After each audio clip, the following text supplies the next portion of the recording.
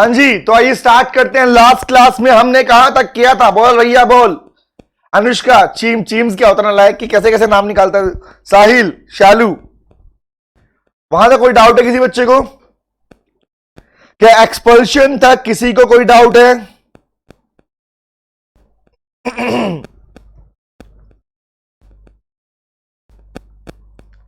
बोलो बोलो बोलो। अरे मेरी बात भी सुन लो नालायक, आपस में बद्दे बद्दे खेल रहे हो। No doubt sir, no doubt no doubt. Good morning Shalu. No no no no no no no no no no no no no, नहीं कोई डाउट नहीं है। चलिए तो आगे बढ़ते हैं और अब थोड़ी स्पीड पकड़ेंगे आप लोग, ठीक है? ओके चलो भैया, आप स्पीड पकड़नी जरूरी हो गई है। आओ आओ आओ, जल्दी से सुन लो। आओ स्टार्ट करते हैं। सर, एक्सपल्शन के बाद 3 हम पढ़ चुके हैं, एडमिशन, रिटायरमेंट, एक्सपल्शन। नंबर आता है किसका? नंबर आता है इंसॉल्वेंसी का। फटाफट सुनने ध्यान से, इंसॉल्वेंसी क्या होती है ये बात हमने पहले ही पढ़ लिया। एक्चुअली इंसॉल्वेंट का मतलब हम सब लोग जानते हैं, इवन आप सब लोग जानते हैं। इंसॉल्वेंट का मतलब जब बोलते हैं कोई पर्सन इंसॉल्वेंट हो गया, जनरली आप बोलते हो जब उसके ऊपर किसी पर्सन पर डेट का बर्डन उसकी असेट्स की अमाउंट से ज्यादा हो जाता है। जब किसी भी पर्सन पर उसके उधार का बर्डन उसकी संपत्ति ज्यादा हो जाता है, दैट विल बी कॉल्ड, उसे बोलते हैं इंसॉल्वेंट। लेकिन actually what is the meaning of insolvency? ये तो खाली आप अकाउंटिंग ट्रीटमेंट से सीखते हैं। इन शॉर्ट, जो यहां पे लिखा हुआ है अकाउंटिंग ट्रीटमेंट के अकॉर्डिंग आंसर है। लेकिन पॉइंट इज, एक्चुअल में लीगली किसी पर्सन को इंसॉल्वेंट कब कहा जाएगा? तो मुद्दा आता है भैया, जब तक कोर्ट ऑर्डर पास नहीं करेगा। जब तक कोर्ट ऑर्डर पास नहीं करेगा। सर कौन सा ऑर्डर पास नहीं करेगा?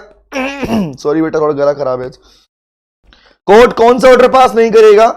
जब तक कोर्ट ऑर्डर ऑफ एडजुडिकेशन, लिख लो इसको, ऑर्डर ऑफ एडजुडिकेशन, ये वाला ऑर्डर जब तक, वेरी गुड, बहुत बढ़िया शिवानी, शालू, बहुत बढ़िया, एग्जैक्टली। कोर्ट ऑर्डर पास करता है, that will be called order of adjudication. इसी के बाद में किसी पर्सन को, किसी पार्टनर को इंसॉल्वेंट डिक्लेयर माना जाएगा। कहा जाएगा कि भैया अब फाइनली वो पर्सन इंसॉल्वेंट डिक्लेयर हो चुका है। और ये ऑर्डर पूरी तरह से वेरिफिकेशन होने के बाद ही होती है। हाँ बेटा चीम, जो ऑर्डर विजय माल्या को पास हुआ, एग्जैक्टली। चले आओ तो बात कर लेते हैं। कह रहा भैया इंसॉल्वेंसी की बात करो फटाफट से, आओ चलो चलो चलो चलो। कह रहा था insolvent partner can not be continued as a partner. Obvious बात है, अब तो साथ साथ पढ़ते रहो तभी स्पीड बनेगी, वरना स्पीड नहीं बनेगी, वरना वैसे ही काम चलता रहेगा। क्या बोला? इंसॉल्वेंट पार्टनर को अब पार्टनर ट्रीट नहीं किया जाएगा। ऑब्वियस सेंस है, जो पर्सन इंसॉल्वेंट हो गया अब कुछ पैसा देने लायक तो है नहीं। कल को मान लो अगर लायबिलिटी बनती है तो भाग जाएगा वो, तो क्या पैसे है ही नहीं मेरे पास में, तो वो पार्टनर ट्रीट नहीं किया जाएगा। दूसरे पे आओ, he will be cease to be partner from the very date on which the order of adjudication, आ गया ना, order of adjudication is made. Cease मतलब उसे उस दिन से रोक दिया जाएगा। सीज का मतलब हमें स्टॉप को बोलते हैं, लीगली सीज मतलब स्टॉप।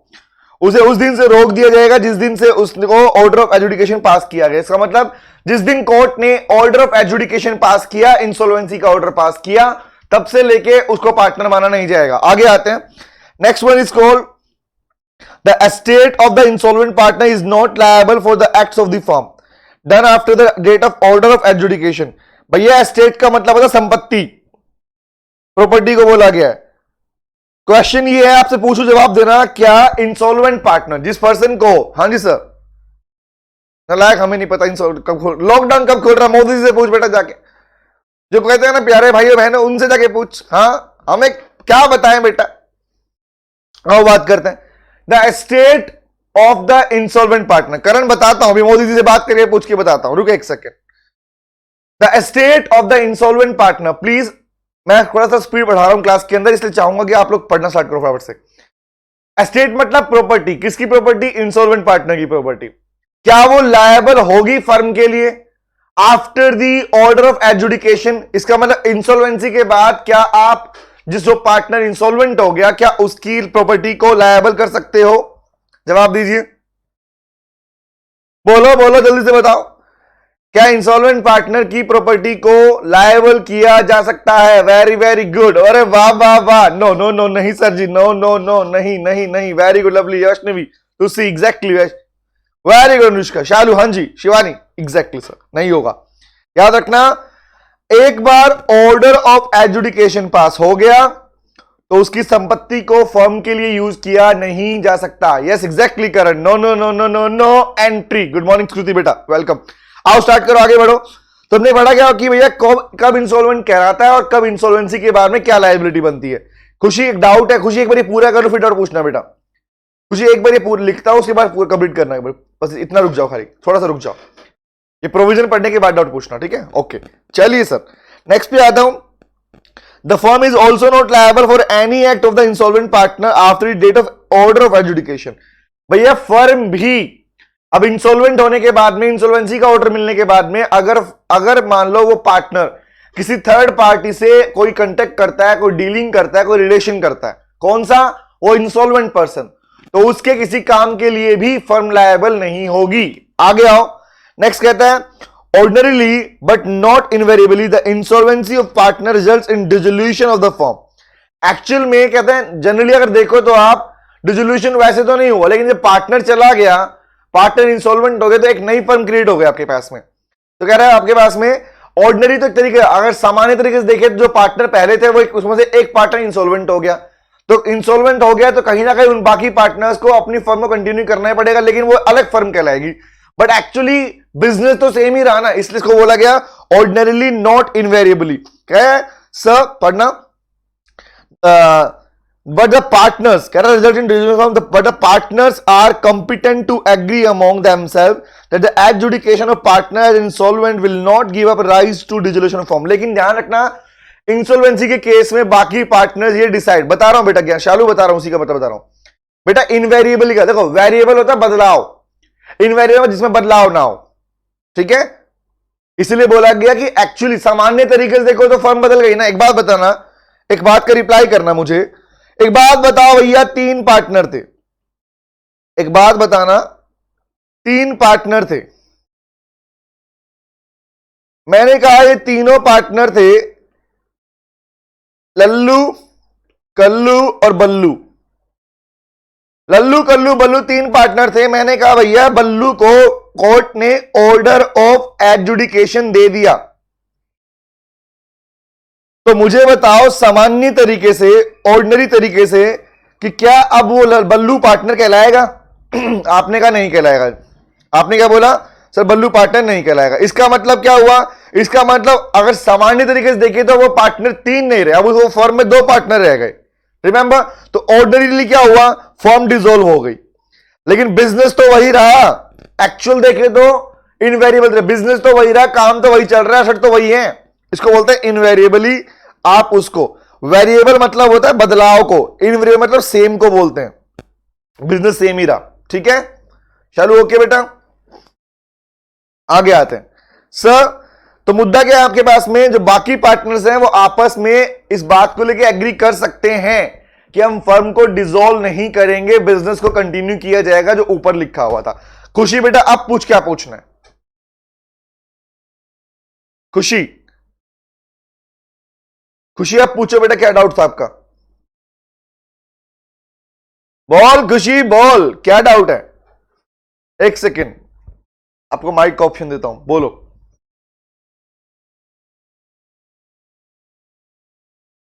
खुशी गायब हो गई। Sir if like partner insolvent ही हो गया, हाँ बोलो आगे।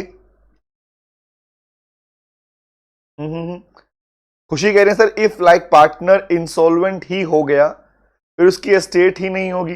खुशी बेटा एस्टेट का मतलब पर्सनल प्रॉपर्टी।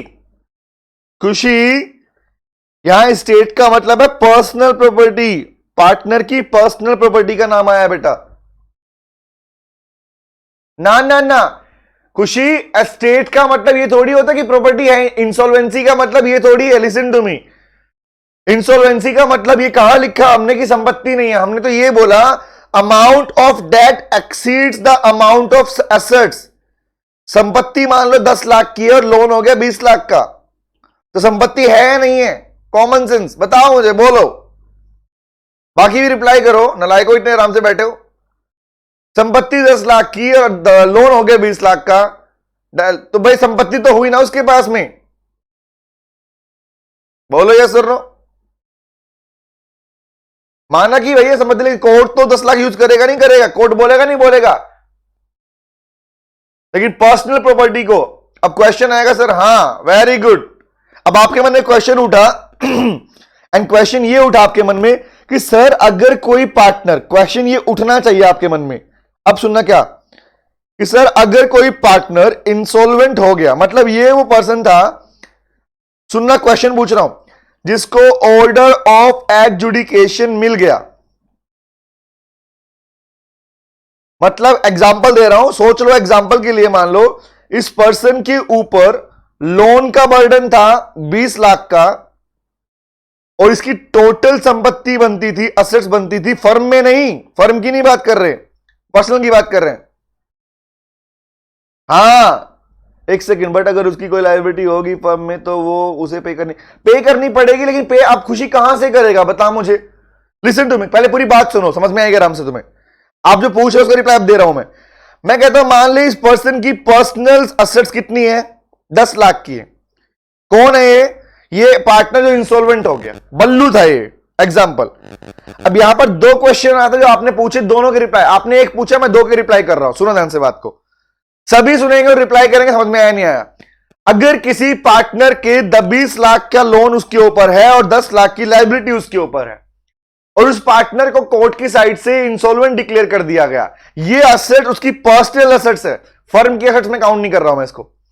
तो क्वेश्चन ये आता है कि क्या उसकी असेट्स को, मतलब एस्टेट को, उसकी प्रॉपर्टी को किसके लिए लायबल किया जाएगा। तो क्वेश्चन नंबर 1, इंसॉल्वेंसी के ऑर्डर के बाद में अगर कोर्ट का ऑर्डर इंसॉल्वेंसी का आ गया तो उसके बाद में उसकी फर्म, उसकी प्रॉपर्टी को फर्म के लिए यूज किया नहीं जाएगा।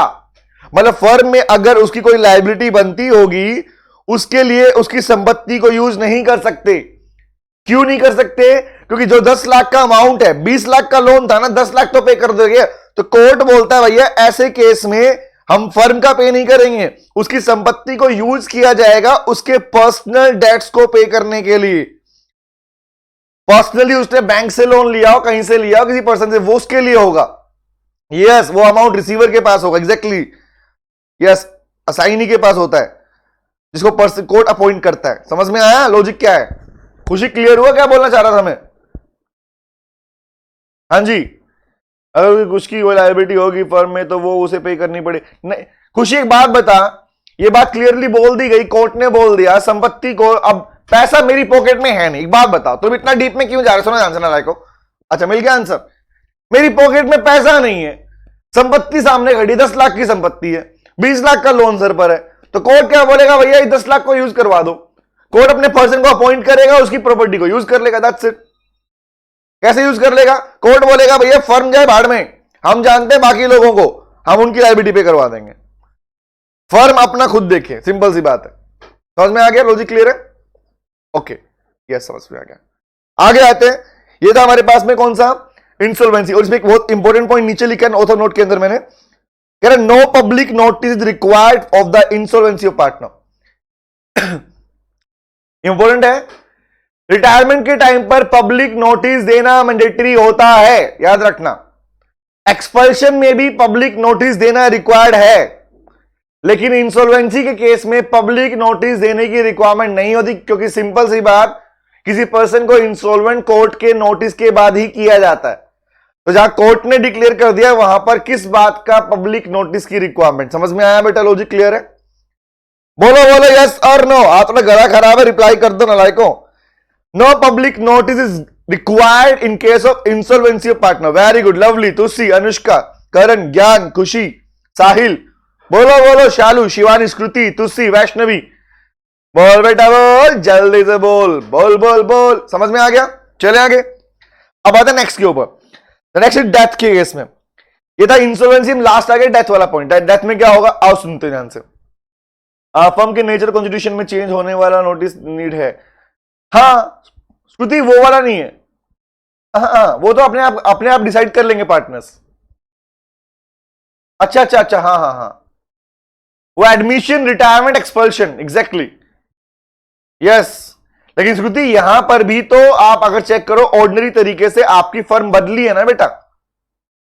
हाँ अच्छा, सब मिला के बोला, ठीक है। नेक्स्ट पे डेथ के केस में आया होता है। डेथ में क्या कह रहे हैं कह रहा sir the state of disease partner, अगर किसी पार्टनर की डेथ हो जाए तो कह रहा है state of disease partner is not liable for the act of the firm after death of partner. Same बात यहां पर भी आ गई, उस मरे हुए पार्टनर की प्रॉपर्टी को, संपत्ति को यूज नहीं किया जा सकता, उसे नहीं यूज किया। बेटा सेम ही रहा ना, चेंज नहीं बोला, चेंज मतलब बोला इनवेरिएबल तरीके से बोल रहे हो आप, चेंज नहीं हुआ, बिजनेस तो वही चल रहा है, चेंजमेंट नहीं आया। पार्टनर अगर इंसॉल्वेंट हो भी गया तो बिजनेस तो सेम ही चलता रहा, ठीक है ओके। तो क्या बोला, डेथ के बाद में किसी पार्टनर, डेथ के बाद में उस पार्टनर की प्रॉपर्टी को फर्म के लिए, वर्ड सुनो ध्यान से, फर्म के लिए यूज नहीं किया जा सकता। दूसरी बात पढ़ना के कह रहा है, it is not necessary to give any notice either to the public और to the person having dealing with the firm. ना तो पब्लिक नोटिस की रिक्वायरमेंट है डेथ के बाद में, और ना ही, ध्यान रखना, डेथ के बाद में पब्लिक नोटिस की रिक्वायरमेंट नहीं है। कौन देगा भैया, मरा हुआ पर्सन आके देगा क्या, या फर्म से कनेक्टेड किसी भी थर्ड पार्टी के लिए को भी रिक्वायरमेंट नहीं है किसी भी टाइप के नोटिस देने की। ये कब है, इन केस ऑफ डेथ। समझ में आ गया। अब एक पॉइंट यहां पढ़ लो, listen to me please please please, एक क्वेश्चन सुन लो, एक बार ये डेफिनेशन आप पढ़ लोगे, ये वाला नीचे वाला पॉइंट पढ़ो। एक वर्ड आया, इस पे आपके पास में क्वेश्चन बच्चे अक्सर पूछ लेते हैं, इसके ऊपर लिख लो इंपॉर्टेंट है ये, दिस वन इज इंपॉर्टेंट। 5 के बाद 6 नंबर पे क्या आ रहा है, revocation of continuing guarantee in case of change in constitution of firm. Generally आप जानते हो कि फर्म जब कोई पार्टनर आ गया, चला गया, रिमेंबर रिटायरमेंट ले गया, एक्सपेल कर दिया गया, तो आपने पढ़ा फर्म रिकॉन्स्टिट्यूट होती है। रिकॉन्स्टिट्यूट का मतलब दोबारा से बनती है, ऑब्वियस, मतलब पार्टनर तो एक पार्टनर चला गया तो बाकी पार्टनर तो नई फर्म कहलाएगी एक तरीके से। लोग कहेंगे ना हो नई फर्म, बिजनेस तो सेम चला रहे हैं वो लोग, बट मुद्दा क्या है यहां पर, आओ पढ़ते हैं कुछ बातों को। तो इसका मतलब लीगल मतलब क्या हो, सीखते हैं हमसे। कह रहे हैं रिवोकेशन, रिवोकेशन मतलब टू टेक बैक, वापस लेने को बोलता है revocation. Revocation of continuing guarantee in case of change in the constitution of firm. अगर फर्म चेंज होती है तो उस केस में कंटिन्यूइंग गारंटी, जो गारंटी आपने पहले से दे रखी थी, उसको रिवोक करना, वापस कैसे ले सकते हैं, आओ पढ़ना।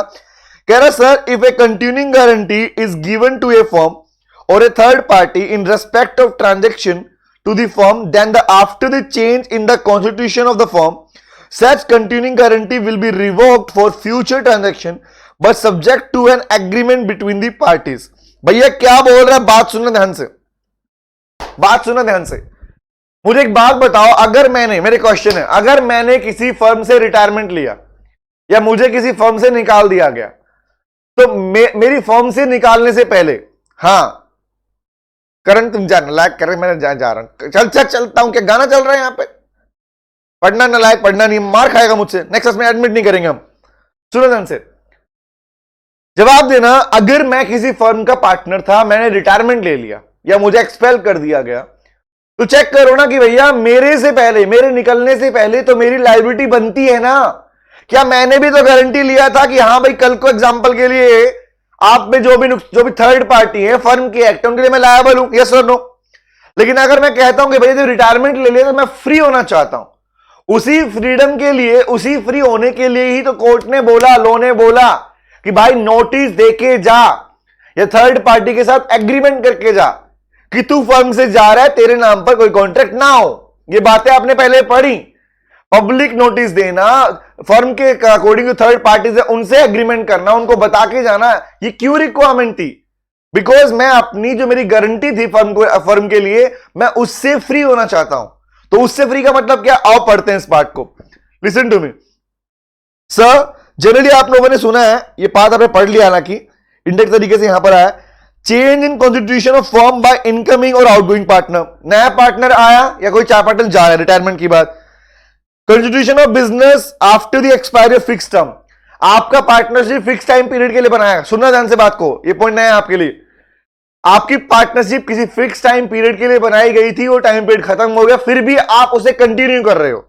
या एडिशनल अंडरटेकिंग और adventure undertaken up by the firm, या आपकी पार्टनरशिप फर्म। याद करो बेटा, याद करो, आप लोगों ने सीखा है, जब आप लोगों ने पढ़ा था, ये था आपके पास में specific partnership, types of partnership में आपको याद होगा स्पेसिफिक पार्टनरशिप, ये था आपकी पर्टिकुलर पार्टनरशिप। बोलो याद आया? Particular partnership, specific partnership. तो मुद्दा यह है कि भैया फिक्स टाइम पीरियड के बाद भी कंटिन्यू करना चाहते हो, कोई नया, आपने जिस पर्पस के लिए बिजनेस पार्टनरशिप की थी वो पूरा हो गया, फिर भी नया कोई अंडरटेकिंग ले रहे हो, कोई नया काम स्टार्ट कर रहे हो फर्म में, तो ऐसे केसेस में क्या होगा? लायबिलिटी का क्या होगा? आओ, और ये आपको पता है इनकमिंग आउटगोइंग वाली बात कहां पर आ गई? फर्म में पार्टनर आए या जाए, एडमिशन हुआ, रिटायरमेंट हुआ, एक्सपल्शन हो, तो क्या होगा? आओ बात कर लो। कह रहा सर इसमें क्या होगा? The mutual rights and duties of the partners in the reconstitution, जो फर्म नहीं बनाई जाएगी, remain the same as they were immediately before the change as far as may be. काम की बात है, सुनो ध्यान से बात को। मेरा क्वेश्चन आप लोगों से है, मैंने कहा भैया एक बात बता दो मुझे, भैया हमको तो एक बात बता दो, अगर फर्म में कोई पार्टनर एडमिशन लेता है, रिटायरमेंट लेता है, एक्सपेल किया जाता है, मतलब डेथ के केस नहीं है, अब वो पार्टनर जो आया और जो चला गया, उसके बाद फर्म क्या हो गई? फर्म हो गई रिकॉन्स्टिट्यूट, फर्म दोबारा बन गई। तो क्वेश्चन ये आया कि भैया बताओ राइट्स एंड ड्यूटीज क्या बनेंगे? जो पार्टनर पहले से फर्म में थे और अब भी फर्म में ही है, उनके राइट ड्यूटी क्या सेम रहेंगे, बदल जाएंगे? जवाब देना। क्वेश्चन ये, इन केस ऑफ इनकमिंग और आउटगोइंग का कंडीशन, वेरी वेरी गुड, बहुत अच्छे, वेरी गुड, सेम रहेंगे, वेरी गुड। भाई पार्टनर तुम उसके थे, वेरी गुड। अनुष्का, श्रुति, तुस्सी, वेरी गुड बेटा, बहुत बढ़िया, एग्जैक्टली समझ में आ गया। आगे आओ, नेक्स्ट में कहता है, यहां कहता है टाइम पीरियड खत्म होने के बाद बिजनेस कंटिन्यू कर रहे हो, तो इसमें क्या होगा? पढ़ना, mutual right and duty of partner remain the same as were before the expiry so far as may be consistent with the incident of the partnership at will. Again the same thing. Sir fix वाले part में भी कैसे होते हैं? जो right आपके eight will वाले case में होते हैं वही वाले राइट कंटिन्यू होंगे। करण ऐसे कैसे क्या होता ना, ऐसे कैसे क्या? एक बार बता, जब मैं किसी फर्म में पार्टनर था, हम 3 पार्टनर, तू चला गया, अभी तू कहता मैं जा रहा हूं, तू जा रहा था ना अभी, करण तुम चले गए, हम दो पार्टनर बच गए। जवाब दो, हम दोनों के राइट क्या रहेंगे? जो पहले थे वही रहेंगे हमारी राइट। तो the rights and duties of partner, पढ़ा है नहीं पढ़ा? खाली क्लास में नोट करते हो सारे बच्चे, बताओ सारे पढ़ रहे हो नहीं पढ़ रहे हो? आपने पढ़ा है rights and duties of partner, हर एक पार्टनर पार्टिसिपेट कर सकता है, हर एक partner book of account check कर सकता है, वो सारे राइट्स एंड ड्यूटीज थे। यस एग्जैक्टली, तो उनका मतलब लिखा है यहां पर, एज पर द लॉ जो राइट ड्यूटी आप लोगों ने पढ़ी है वो सेम रहेंगी नहीं रहेंगी? हाँ सर पढ़ते हैं ना आपकी बुक से सर। अरे तुसी वेरी गुड, नलायक करण, पढ़ना तो है नहीं, बुक तुमने रीडिंग तो कुछ कर दी, मार खाएगा, मर्डर कर दूंगा तेरा, बता रहा हूं मैं। आगे आओ, मर्डर करके जेल चला जाऊंगा, वो बढ़िया। आओ नेक्स्ट कह रहा है, mutual right and duty of partner in respect of other adventure undertaking are same as those in respect of the original adventure undertaking. In short check करो, सभी पार्ट्स के अंदर जब भी फर्म का रिकॉन्स्टिट्यूशन होगा तो म्यूचुअल राइट एंड ड्यूटी वाला जो पार्ट है वो आपका सेम रहेगा। सिंपल सी बात, जब आप फर्म के पार्टनर रह रहे हो, फर्म दोबारा रिकॉन्स्टिट्यूट भी हो गई तब भी पार्टनर हो, तो आपके राइट्स एंड ड्यूटीज थोड़ी बदल जाते हैं? हाँ या ना? बोलो बोलो बोलो बोलो, क्या आपके राइट्स एंड ड्यूटीज बदलते हैं क्या? जो लीगली राइट एंड ड्यूटी बताए गए हैं चेंज हो जाएंगे क्या? Is it so? Very good, same रहते हैं। वेरी गुड सीमा, वेरी गुड, बहुत अच्छे, वेरी गुड अनुष्का, स्कृति, बहुत बढ़िया। न न न न न न न न न न नहीं होगा, समझ में आ गया। लीजिए बेटा, ये वाला पार्ट खत्म हो गया और इसके क्वेश्चन आपके होमवर्क के लिए। अभी क्लास खत्म नहीं हुई है, ये पार्ट खत्म हो गया। ये आपके मैंने केस स्टडी क्वेश्चन दे रखे हैं बुक के अंदर, बुक के लास्ट में। अभी तक जो आप लोगों ने पढ़े हैं, प्लीज सुनना ध्यान से बात को, अभी तक जो आपने टॉपिक पढ़ा है रिलेशन ऑफ पार्टनर्स के ऊपर, जहां ड्यूटीज के बारे में पढ़ा आप लोगों ने, ये सारे पार्ट में जितने भी क्वेश्चंस हैं इनकी तैयारी करोगे। और लिसन टू मी, काम की बात सुन लो भैया, संडे टेस्ट होना था, संडे टेस्ट नहीं लिया, लेकिन अब सुनो ध्यान से बात को, I am announcing your test. अब आपका टेस्ट होगा थर्सडे पे, ट्यूसडे के अंदर थर्सडे आपका टेस्ट है। यस शिवानी, टॉपिक कौन सा? पार्टनरशिप एक्ट में जितना भी पार्ट कल परसों कल तक कवर हो जाएगा। पार्टनरशिप एक्ट के ऊपर टेस्ट लूंगा, जितना पार्ट क्लास में हम पूरा कवर कर लेंगे उस कंप्लीट का टेस्ट होगा, ठीक है? अब मैं देखूंगा तैयारी किसने की है किसने नहीं की, और सेम पैटर्न रहेगा टेस्ट का। टेस्ट की तैयारी वैसी होगी और लाइव ही टेस्ट होगा। अब जैसे हमने पैटर्न सर ने हमें पैटर्न डिजाइन किया है, आप लोगों का कैमरा ऑन रहेगा जब तक टेस्ट चलेगा, आप लोग नहीं लोगे, आप पूरा पेपर सामने बैठकर ही लिखोगे, मैं यहीं बैठूंगा देखने के लिए आप लोगों को। तो लो का कम टेस्ट होगा आपके पास में। हाँ मैं सिखाऊंगा बेटा, सिखा दूंगा, एक वीडियो अपलोड करूंगा वो देख लेना प्लीज ध्यान से, उसमें पूरा पार्ट सिखा दिया मैंने। मनीषा ओनली पार्टनरशिप वाला पार्ट बेटा जितना हुआ है, इनिशियली टाइप्स ऑफ पार्टनरशिप की बात की, माइनर की बात की, अभी रिलेशन की बात की, यहां तक हमने कोई किया। ठीक है, तो आज से लग जाओ भैया, अगर तैयारी नहीं की है तो ध्यान रखना। हाँ YouTube पर मेरी केस स्टडीज की वीडियोस हैं, एक काम कर दूंगा, चाहोगे तो अलग से सेपरेट वीडियो में लाइव स्ट्रीमिंग में चला दूंगा, उसमें प्रॉपर लिखना सिखाया है मैंने आपको, बहुत सारी वीडियोस हैं। ठीक है, और टेस्ट देना मैंडेटरी है, टेस्ट नहीं दोगे तो क्लास में एंट्री बंद, सिंपल सी बात। पर पढ़ने का फायदा भी क्या होगा, टेस्ट नहीं दोगे तुम लोग तो। टेस्ट देना मैंडेटरी है, टेस्ट नहीं दोगे। हाँ वैसे नहीं, वो लाइव स्ट्रीमिंग होती है बेटा, लाइव स्ट्रीमिंग होती है वो। हाँ तो ठीक है, ओके। तो भैया टेस्ट है आपका अपनी क्लास वाली टाइमिंग पर ही, क्लास टाइमिंग पर ही ये टेस्ट होगा, मतलब इस टाइम पर टेस्ट होगा मॉर्निंग के अंदर। ओके, और पूरा सब्जेक्टिव टेस्ट होगा। हाँ मनीषा चेकमेट है बेटा, एग्जैक्टली है चेकमेट। चले बोलो बोलो क्या लिख रहे हो, एक सेकंड, कब से सोच रहे हैं सर नाम क्यों नहीं ले रहे। अरे वैष्णवी, वैष्णवी बेटा वो चैट में नजर बार जा नहीं रही है, इसलिए अभी देखा मैंने आपका। वैष्णवी वैष्णवी वैष्णवी, अब ठीक है सुन गया, आओ स्टार्ट करते हैं। चलो भैया आगे बात करते हैं। तो क्वेश्चंस जो पीछे दिए हुए हैं इनकी प्रैक्टिस करोगे। एक्चुअली इन क्वेश्चन करने के बाद में आपको बाकी क्वेश्चन की रिक्वायरमेंट नहीं पड़ेगी, और इन क्वेश्चन को ही तोड़ मरोड़ के सीधे तरीके से इनमें से क्वेश्चन देने के चांसेस मैं रखूंगा अपनी बुक में से। यस, इनके पॉइंट से अपनी प्रैक्टिस कर लीजिए बेटा। रिलेशन वाले पार्ट में करीबन 18 क्वेश्चन डाल रखे हैं मैंने आपके केस स्टडीज के ऊपर, उसके अलावा नीचे रखे हमारे पास में। अच्छा कल की क्लास में वैष्णवी बेटा ध्यान, अच्छा ओ हाँ वो लाइव स्ट्रीमिंग था ना बेटा, वो रिकॉर्डेड था पहले से, इसलिए। चले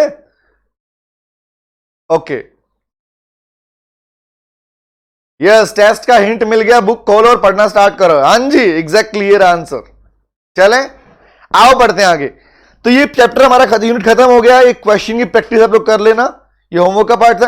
अब आते हैं अपने नए टॉपिक के ऊपर, पार्टनरशिप के नए पार्ट पर आ रहा हूं, फटाफट से सुनना स्टार्ट करो बेटा। बहुत बहुत बहुत ज्यादा इंपॉर्टेंट टॉपिक है, इससे ज्यादा भैया साक्षात ब्रह्मा ने आके बोला था, very very very very very important.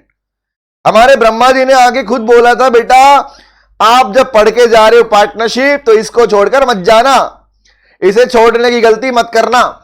Partnership act में ये वाला यूनिट वाला पार्ट सबसे ज्यादा इंपॉर्टेंट है, एग्जैक्टली है। Registration and non registration and dissolution of partnership form. Karan मैंने सुना था, करण तू तो महाभारत में था ना बेटा, करण तू महाभारत में उस टाइम युद्ध लड़ रहा था बेटा, उस टाइम मैंने सुना था, समझ में आ गया। हाँ बनाओ तारे सितारे, वेरी वेरी गुड, लो बेटा बना ले, तारे सितारे बनाएंगे हम। This topic is very very very very very important. हाँ तभी तू कहना लायक, सुन ले ध्यान से सर, सुनो ध्यान से। Registration, consequences of non registration, modes of dissolution and settlement account, ये लास्ट पार्ट है, इसके बाद पार्टनरशिप एक्ट खत्म हो जाएगा। ये लास्ट पार्ट है, इसके बाद पार्टनरशिप एक्ट खत्म, फिनिश फिनिश फिनिश। आओ स्टार्ट करते हैं, टाइम वेस्ट नहीं करेंगे, चलिए स्टार्ट करते हैं, पढ़ते हैं। Sir registration of A firm, एक फर्म का रजिस्ट्रेशन कैसे होता है, एक फर्म का रजिस्ट्रेशन कैसे होता है, पूरा पार्ट बुक में मेंशन किया है, बस रीडिंग कर लो, समझ में पूरा आ जाएगा आराम से, क्योंकि टाइम हमें बचाना है यहां पर अपने पास में। ठीक है, क्योंकि जो रेगुलर वाला बैच है अपने पास में नवंबर के लिए, उसमें पूरा लिखवाया जा रहा है एक तरीके से, बट यहां पर अभी मैं देख रहा था लिखने की वजह से बहुत टाइम खराब हो रहा था हम लोगों का। ठीक है ओके, आइए स्टार्ट करते हैं। चलो भैया चलो, कहते हैं बात करते हैं Registration means getting the partnership registered with the registrar of the firm of the area in which the place of business of the firm is situated or proposed to be situated. क्या कह रहा है? What is the meaning? क्या लिख रहे हो sir जी? Law में डर लग रहा है, प्लीज सर आप सारे चैप्टर का रिवीजन करवा देंगे। अरे हाँ ज्ञान, क्यों टेंशन ले रहा है बेटा? अभी है वक्त, क्यों टेंशन ले रहा है बेटा? हाँ श्रुति बेटा, लैपटॉप कैमरा खराब है, कोई नहीं, फोन पे कैमरा ऑन कर लेना बेटा, कोई दिक्कत नहीं, फोन पे क्लास ऑन कर लेना, कोई दिक्कत नहीं, टेस्ट तो सामने बैठा के लूंगा मैं। तो ज्ञान करवाता रहा हूं ना लायक, आज तबीयत खराब है तब भी क्लास ले रहा हूं ना तुम लोगों की, ना लायक को इतना सोचो ध्यान से थोड़ा सा। आज थ्रोट आज काम नहीं कर रहा फिर भी क्लास ले रहा हूं मैं। अनुष्का है, अब कोई बात नहीं बेटा, आज लिटरली मुझसे बोला नहीं जा रहा था फिर भी मैं क्लास कंटिन्यू कर रहा हूं, है मुझे पेन है यहां पर।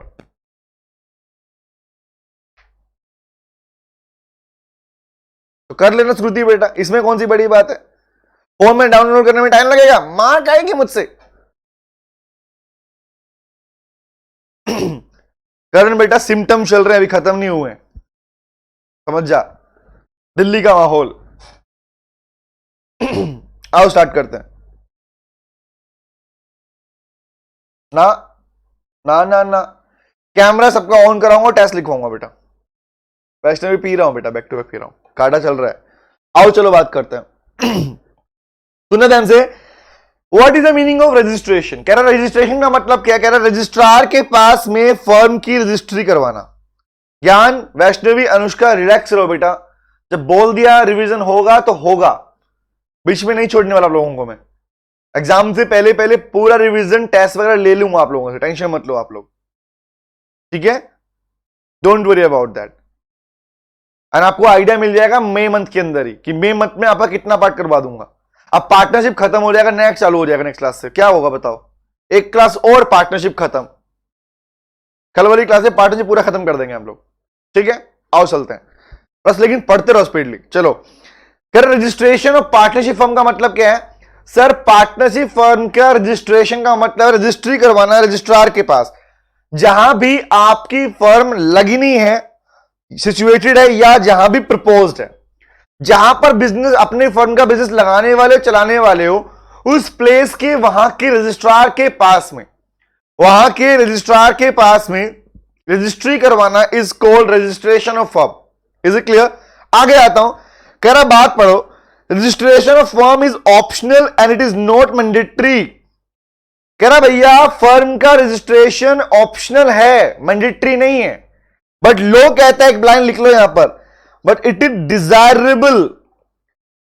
Desirable to register the firm. लो ने एक बात बोली, कह रहा पार्टनरशिप फर्म का रजिस्ट्रेशन कराना मैंडेटरी नहीं है।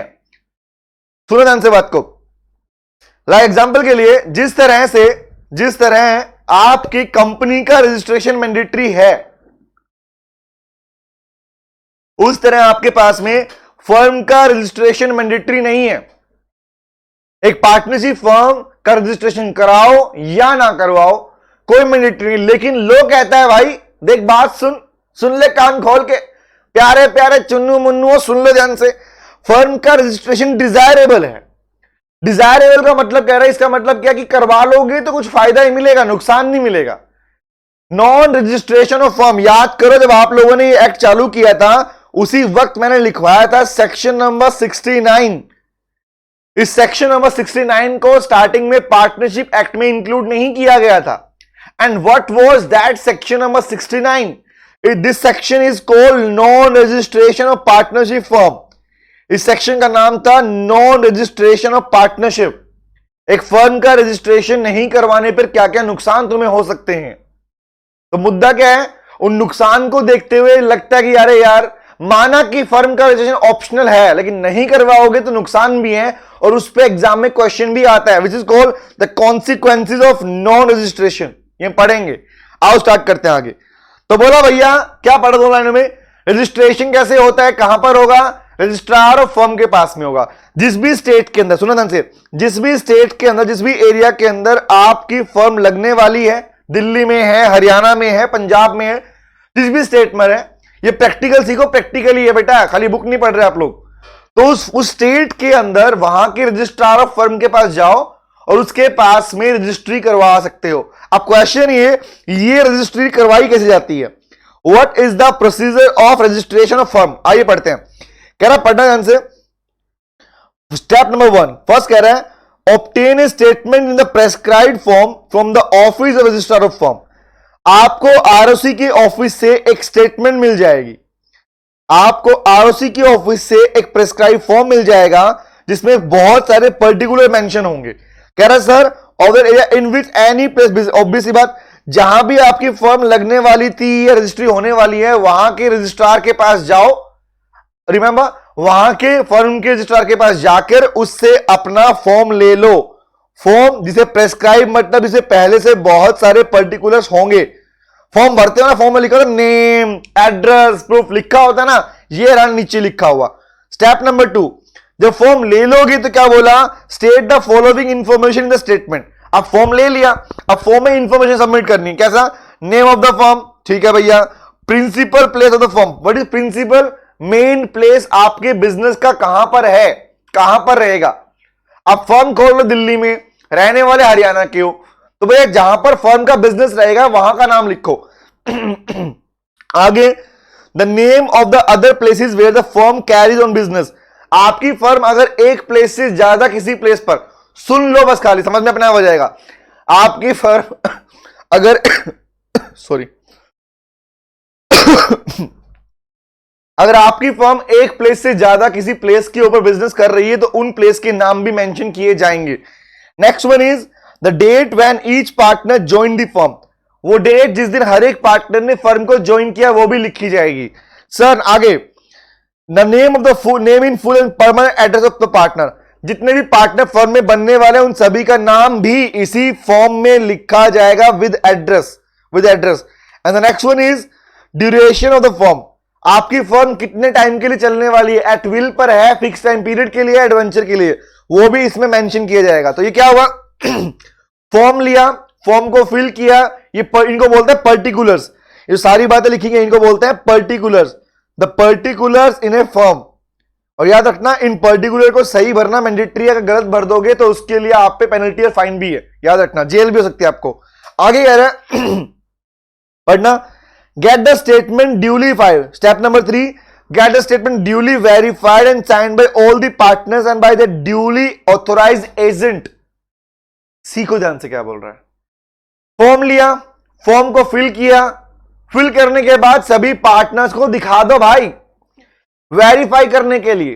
कि क्या वेरीफाई क्यों किया जा रहा है? वेरीफाई इसलिए हो रहा है बेटा क्योंकि चेक कर लो, सिग्नेचर करने से पहले चेक। आप जब भी आप कोई फॉर्म फिलअप करते हो चेक करो, आपसे जब भी कोई फॉर्म फिलअप करवाया जाता है आपको फॉर्म दिया जाता है भरने के बाद कि भाई वेरीफाई कर लो कि कोई इंफॉर्मेशन गलत तो नहीं फिल कर दी।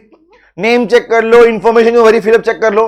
अगर इंफॉर्मेशन गलत है तो ये छोटा बच्चों वाला फॉर्म नहीं है, यहां पर बेटा पेनल्टीज है, यहां पर जेल भी हो सकती है, तुम लोगों को ध्यान रखना। इसलिए बोल रहे हैं क्योंकि आपकी भरी गई इंफॉर्मेशन, अगर फॉल्स इंफॉर्मेशन भरते हो तो इसे एक तरीके का फ्रॉड का पार्ट, मिसरिप्रेजेंटेशन का पार्ट माना जाएगा और उसके लिए सजा है, माफी नहीं है। तो बोला भैया पहले साइन करने से पहले वेरीफाई करवा लो। सर एक कॉलम होता है जो कि इंफॉर्मेशन, हाँ बेटा एग्जैक्टली वही वाला कि पहले टिक कर लो, चेक कर लो, वेरीफाई करने के बाद ही साइन करना। और साइन कौन करता है? रिप्लाई करना।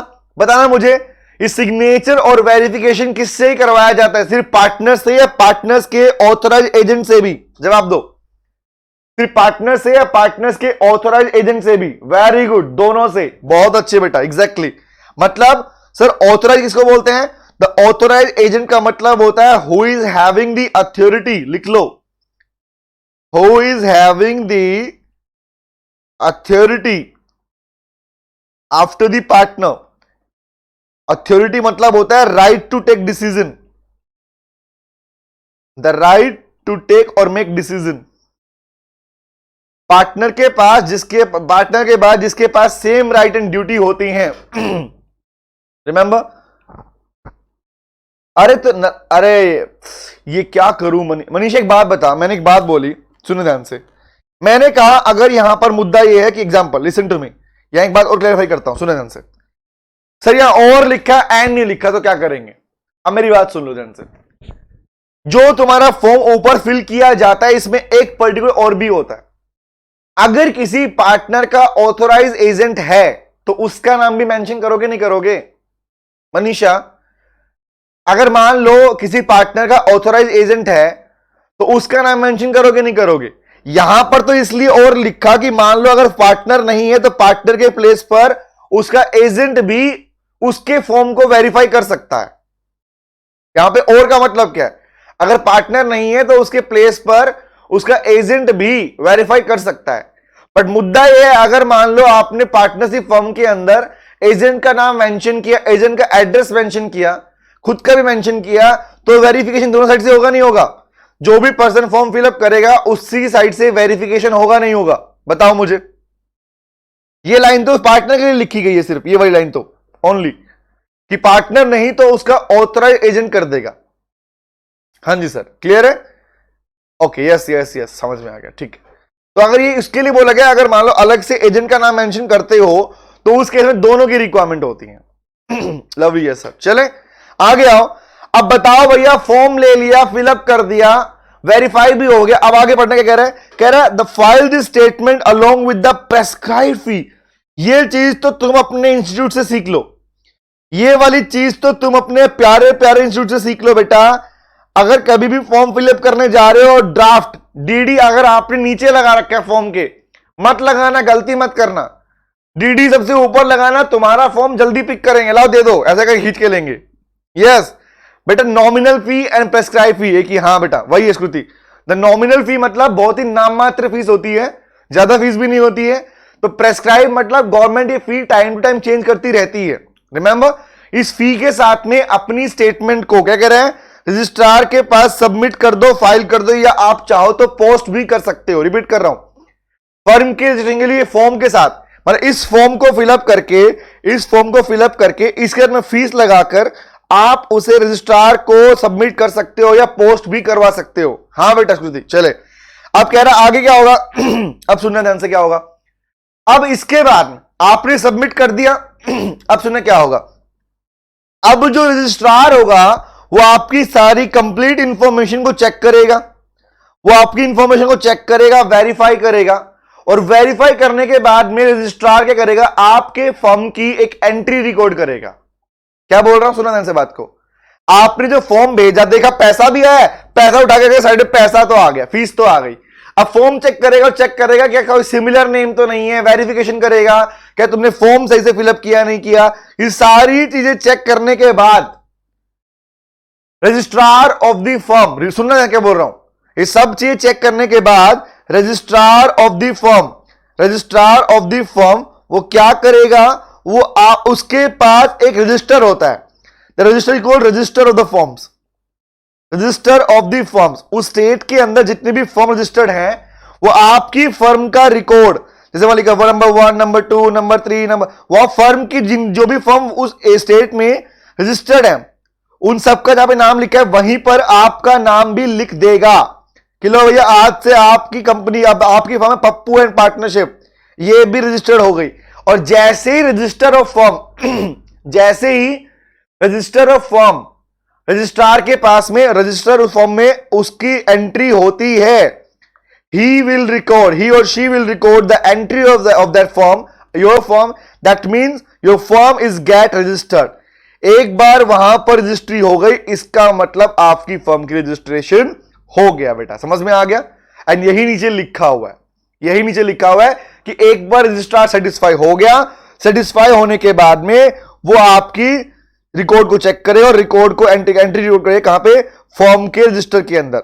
और वहां पर होने का मतलब है वो आपको एक देगा क्या, द सर्टिफिकेट फ्रॉम रजिस्ट्रार, आपको मिलेगा वहां से सर्टिफिकेट विच शोज कि आपका रजिस्ट्रेशन पूरी तरह से हो चुका है।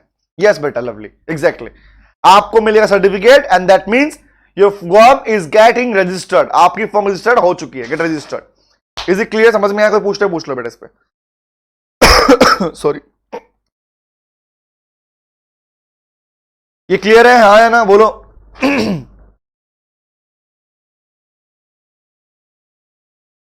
समझ में आ गया, ठीक है। तो ये था हमारे पास में रजिस्ट्रेशन कैसे होता है। नीचे मेंशन किया है कि फर्म का रजिस्ट्रेशन कब किया जाना चाहिए।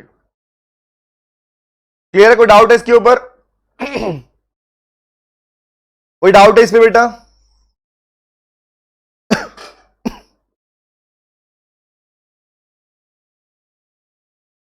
कोई डाउट नहीं है, ठीक।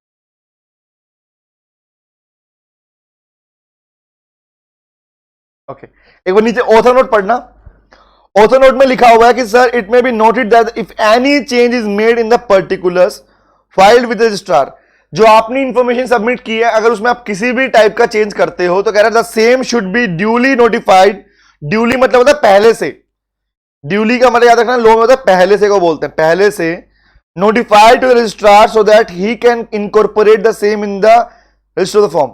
याद रखना अगर आप अपने पर्टिकुलर्स में किसी भी टाइप का चेंज करते हो तो इस बात की इंफॉर्मेशन रजिस्ट्रार को देनी मैंडेटरी है। रजिस्ट्रार को नहीं दोगे तो बाद में यही आपका फॉल्ट कहलाएगा और इस फॉल्ट के बेस पर आपके ऊपर पेनल्टी भी लग सकती है। आगे कह रहा है सर, पढ़ना, रीडिंग करना। When can a form be get registered, एक फॉर्म का रजिस्ट्रेशन कब हो सकता है? कह रहा पढ़ना ध्यान से। Since the registration of the form is not compulsory it can be effected on any stage at the time of its formation और एनी टाइम देयर आफ्टर। क्या बोल रहा है भैया? ये मैंडेटरी नहीं है कि फॉर्म जिस दिन बना रहे हो उसी दिन रजिस्ट्रेशन करवाओ। अगर आपको बाद में भी रिक्वायरमेंट लगता है तो आप रजिस्ट्रेशन करवा सकते हो। क्या कह रहा है? सेक्शन 69(2)(a कह रहा provide that no suit can be filed by और on behalf of the unregistered form in the code. हम पढ़ चुके, पढ़ेंगे, आगे पढ़ेंगे कि भैया सिंपल सी बात, अगर मान लीजिए आपकी फॉर्म रजिस्टर्ड नहीं है तो आपकी फर्म किसी भी थर्ड पार्टी के अगेंस्ट में केस फाइल नहीं कर सकती। आपकी फर्म किसी भी थर्ड पार्टी पर केस फाइल नहीं कर सकती, याद रखना। बट थर्ड पार्टी आप पर केस फाइल कर सकता है। इसलिए क्या बोला? ऑप्शनल है, बट करवा लोगे तो बेटर रहेगा, करवा लोगे तो बेटर रहेगा। और ये वाला केस मैं आपको पढ़ाऊंगा नेक्स्ट क्लास के अंदर, अभी नहीं पढ़ाऊंगा बेटा, थोड़ा गला काफी खराब हो रहा है। Commissioner of income tax and Jayalakshmi R and mills, ये हम पढ़ेंगे नेक्स्ट क्लास के अंदर, ठीक है? तो यहां तक बातें क्लियर है बेटा? बोलो या सुनो। तो हमारा ये टॉपिक खत्म हो गया, इसका हमारा फर्स्ट पार्ट खत्म हो गया, रजिस्ट्रेशन वाला पार्ट हमने कर लिया बेटा। नेक्स्ट में करा दूंगा कॉन्सिक्वेंसेस, पढ़ा दूंगा पूरा आपको, और साथ ही साथ आपको मैं कवर कर लेंगे अपने पास में नेक्स्ट वाला पार्ट भी, ठीक है? आज इतना ही करेंगे, वो आगे आएगा, तुसी बेटा आगे आएगा, तुसी वो कॉन्सिक्वेंसेस हैं बेटा,